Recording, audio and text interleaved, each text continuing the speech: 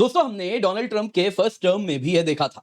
कहीं ना कहीं डोनाल्ड ट्रंप के आने के बाद जो वेस्टर्न लेड संस्थाएं हैं उन पर भरोसा खत्म हो जाता है और चाइना उस टाइम एक ऑल्टरनेटिव वर्ल्ड ऑर्डर बनाने का प्रयास करता है। कुछ वैसा ही वापस हम होता हुआ देख रहे हैं, मानो जैसे वो सारे कार्य जो कि यूएन के द्वारा affiliated international court of justice कर रही है, या फिर सालों पुरानी परमानेंट कोर्ट ऑफ आर्बिट्रेशन जो कि कम्युनिस्ट चाइना के आने के पहले की बॉडी है, वो जिस कार्य को किया करती थी, यानी कि ग्लोबल मीडिएशन, उसको चाइना उस काम को करवाना चाह रहा है। जी हाँ दोस्तों, यहाँ पे कई लोग सवाल पूछ रहे हैं क्या चाइना एक ऑल्टरनेट यूएन बनाना चाह रहा है, क्योंकि चाइना ने एक बॉडी बनवाई है, इंटरनेशनल ऑर्गेनाइजेशन फॉर मीडिएशन।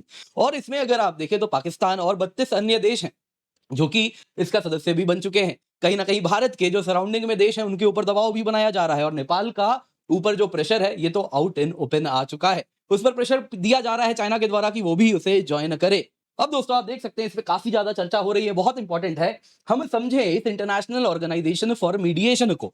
दोस्तों यहाँ पे अगर आप मीडिएशन की बात करें तो अक्सर आपके मन में ख्याल आता होगा मीडिएशन मतलब दो पार्टीज में प्रॉब्लम है, चैलेंजेस है, उसको सॉल्व करवाने वाला काम हो रहा है, यानी कि देव मानुस का काम है। लेकिन दोस्तों चाइना और देव मानुस एक शब्द में, एक सेंटेंस में तो आ नहीं सकते। स्पेशली चाइना का जो खुद का ट्रैक रिकॉर्ड है, जैसा आप यहाँ पे न्यूज में देख सकते हैं, साउथ चाइना सी को लेकर चाइना के ऊपर स्वयं एक रूलिंग आ चुकी है। और अगर आप देखें तो ये एक आर्बिट्रेशनल बॉडी के द्वारा, आर्बिट्रेशन के द्वारा जब रूलिंग आई थी फिलीपींस और चाइना के बीच में, तो चाइना ने साफ साफ उसे मानने से इनकार कर दिया था। So much for the rule of law.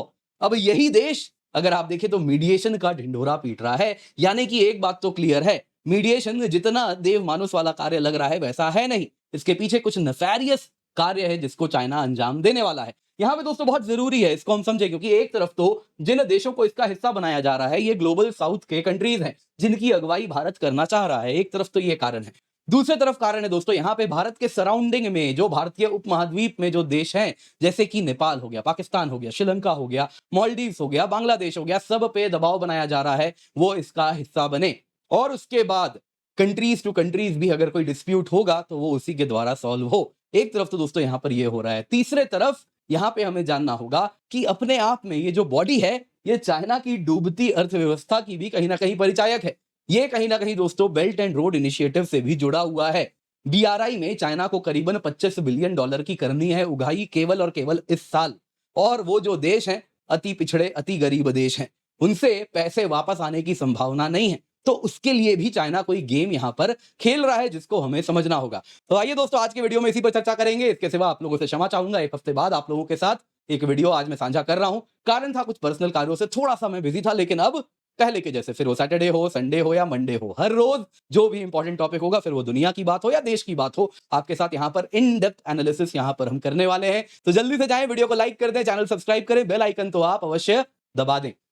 सबसे पहले दोस्तों देखते हैं आखिरकार बॉडी क्या है। यहाँ पे आप देख सकते हैं करीबन 32-33 देश थे, 30 मई की बात है, यहाँ पर उपस्थित हुए थे और उसके साथ यहाँ पर इन्होंने बनवाया इंटरनेशनल ऑर्गेनाइजेशन फॉर मीडिएशन। उसकी ये थी साइनिंग सेरेमनी। अब इसमें अगर आप देखें तो कई देशों के रिप्रेजेंटेटिव्स आए थे। अब चाइना जाएगा तो पाकिस्तान को तो जाना पड़ेगा, मालिक बुलाएंगे, वो नौकर कैसे वहां पे हाजिर ना हो। तो पाकिस्तान से रिप्रेजेंटेटिव्स गए, इंडोनेशिया, बेलारूस, क्यूबा, इन सभी ने जाके convention on the establishment of international organisation for mediation Hong Kong में साइन किया।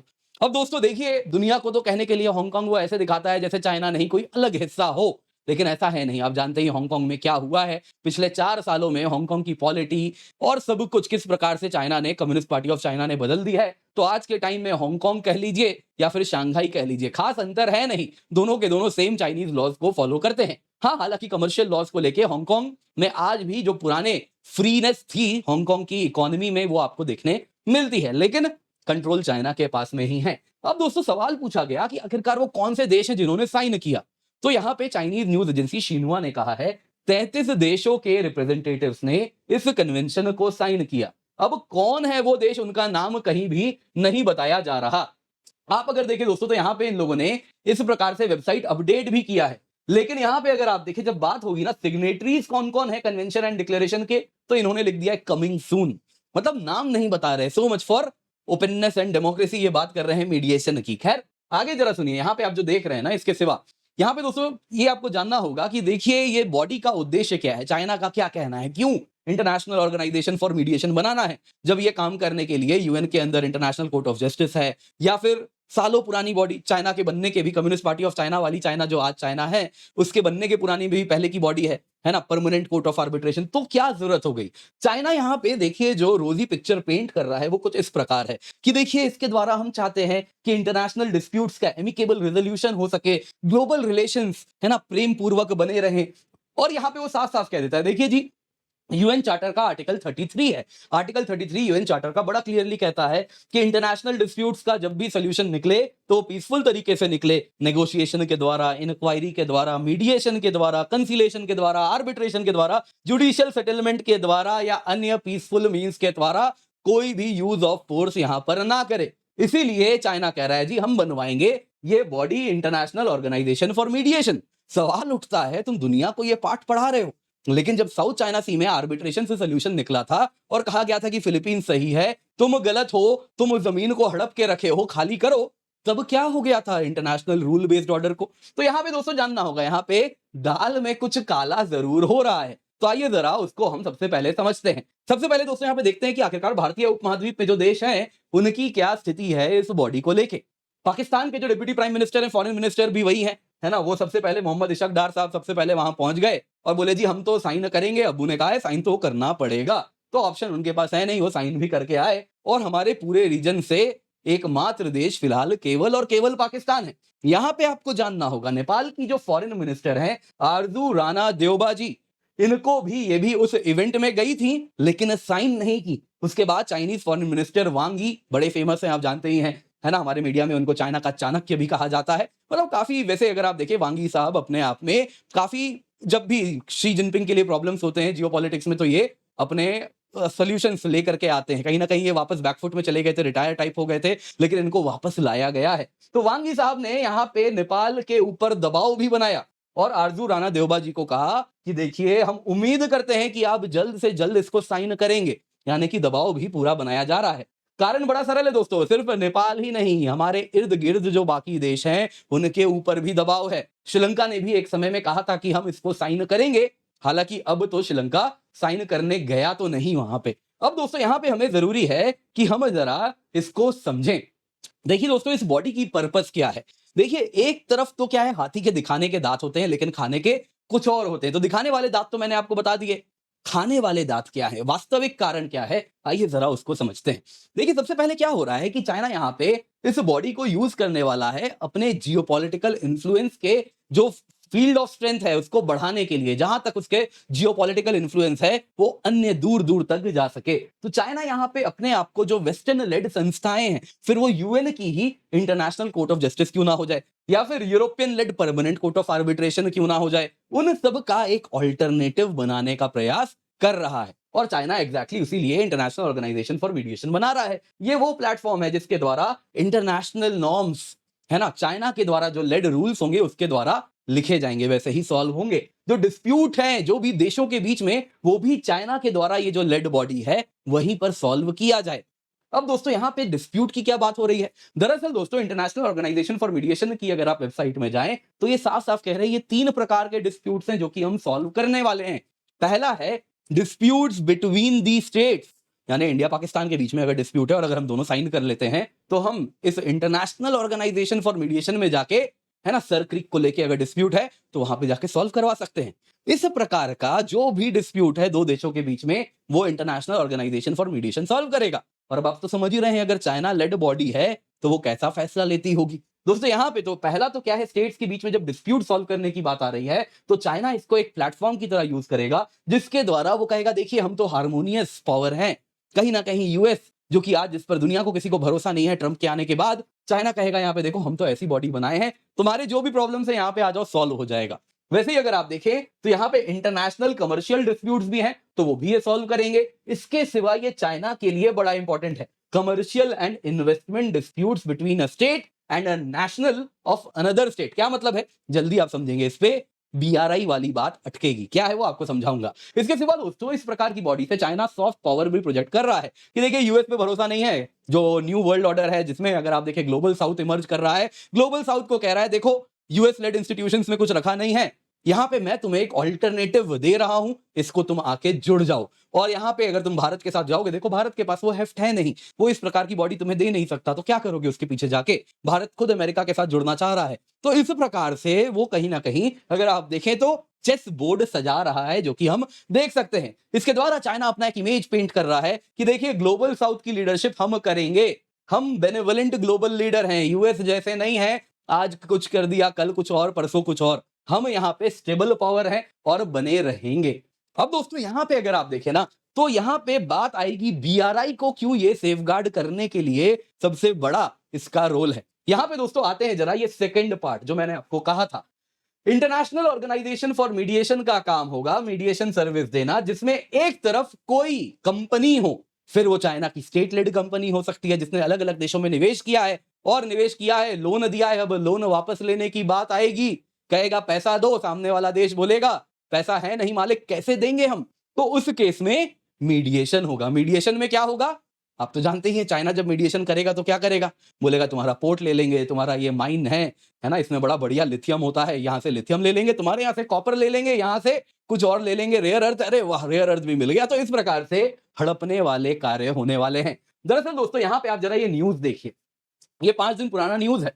चाइना इस साल रिकॉर्ड $22 बिलियन कलेक्ट करने वाला है, क्योंकि उसने बेल्ट एंड रोड इनिशिएटिव में जो उधार दिए थे, अब इंटरेस्ट पेमेंट बड़े साइज में आने शुरू हो रहे हैं, और ये सब गरीब अति पिछड़े देश हैं जिनको मिला जुला के चाइना को इस साल $22 बिलियन देना है।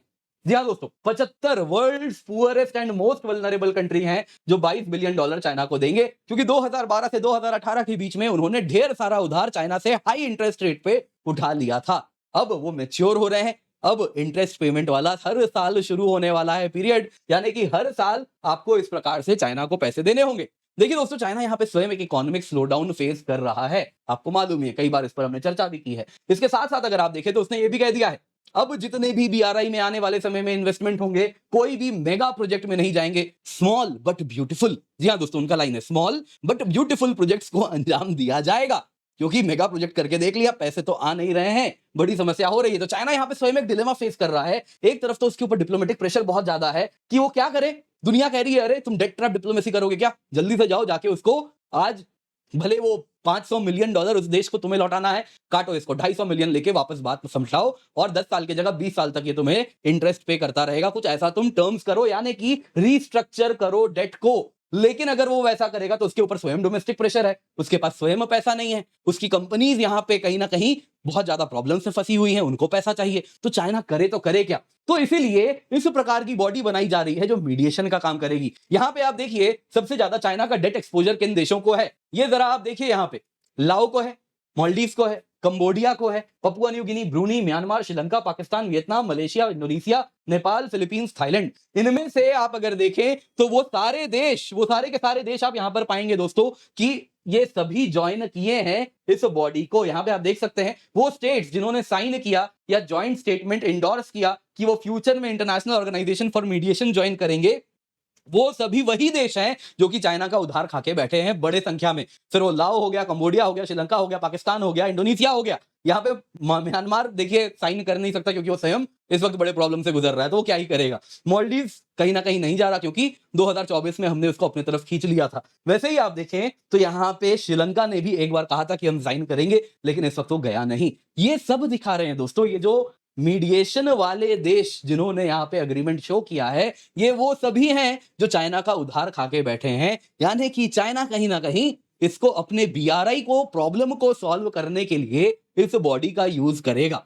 दोस्तों यहाँ पे अगर आप देखें तो ये कैसे होगा, जरा इसको समझिए। इंटरनेशनल ऑर्गेनाइजेशन फॉर मीडिएशन की गवर्नेंस क्या होगी, चाइना के द्वारा लेड होगी, जो फाउंडर है वही चाइना है, मीडिएटर कौन होगा, चाइना इसमें चुन के जाएगा, बाकी सारे देश कौन है इसमें अगर आप देखें तो चाइना के पिट्ठू हैं। तो वो सभी मिलके चाइना जिसको कहेगा ये मीडिएटर बनेगा, वही मीडिएटर बन जाएगा। वो मीडिएटर कैसे फैसले लेगा आने वाले दिनों में इन दो देशों के बीच में, कहीं ना कहीं वो अगर आप देखें तो मीडिएशन के द्वारा इस प्रकार से फैसले लेने का प्रयास करवाएगा जिसके द्वारा चाइनीज इन्वेस्टर्स को फेवर किया जाए। अब देखिए दोस्तों, मीडिएशन में ये अंतर होता है आर्बिट्रेशन से कि मीडिएटर प्रयास करता है कि दोनों बैठ के प्रॉब्लम सॉल्व करें, लेकिन वो क्या करता है, अपना कंस्ट्रक्टिव इनपुट देता रहता है, एक फीडबैक देता रहता है, ऐसा करो ऐसा करो ऐसा करो, तो इस प्रकार से नहीं तो ये दबाव होगा, नहीं तो ये दबाव होगा, तो ये सब कहीं ना कहीं वो सॉफ्ट नज देता रहता है। तो वो सॉफ्ट नज इस प्रकार से दिया जाएगा कि चाइनीज इन्वेस्टमेंट को सेफगार्ड किया जाए और इसके साथ साथ होस्ट कंट्री के भले कैसे भी इंटरेस्ट हो उनकी यहां पर चिंता नहीं होने वाली। इसके द्वारा क्या होगा, डेट ट्रैप डिप्लोमेसी आप और अधिक देखेंगे। चाइनीज को एक्सेस दे दिया जाएगा कि अच्छा लोन नहीं चुका पा रहे हो, यहाँ पे मिनरल वाला अपना ये माइन है, तुम दे देना, वैसे यहाँ पे पोर्ट है, ये दे देना। तो इस प्रकार से जो चाइना अब तक कर रहा था, जिसको डेट ट्रैप कहा जाता था, उसको मीडिएशन का कहीं ना कहीं आप देखिए तो जामा पहनाने का चाइना प्रयास करने वाला है। उम्मीद करता हूं दोस्तों आपको वीडियो पसंद आई होगी, लाइक जरूर कीजिएगा। इसके सिवा याद रखिएगा आपके लिए मेंस प्रोग्राम हम लेकर के आए हैं, केवल 5,999 रुपए में आपके लिए हम लेकर के आए हैं। सब कुछ एक ही थाली में, GS1 भी, GS2 भी, GS3 भी, GS4 भी, SA भी, एथिक्स भी, सब कुछ आपको मिल रहा है। तो आप निश्चिंत होकर जुड़े, पिन कमेंट में लिंक मिल जाएगा, यूज द कोड KC10। इसके सिवा बहुत सारे हमारे नए बैचेस हैं हिंदी में, इंग्लिश में, बाइलिंगुअल में, जो जस्ट अभी स्टार्ट हो रहे हैं, तो इसका हिस्सा आप अवश्य बने। तो यूज द कोड KC10। आपके मन में कुछ भी सवाल है तो आप यहाँ पर कॉल करके पूछ सकते हैं। इस कीमत पे आपको कंप्लीट प्रीलिम्स, कंप्लीट मेंस, वैसे ही आप देखिए GS, CSAT सब कुछ मिल रहा है। Prelims test series, mains test series भी मिलता है। तो आप निश्चिंत होकर जुड़े, यूज द कोड KC10।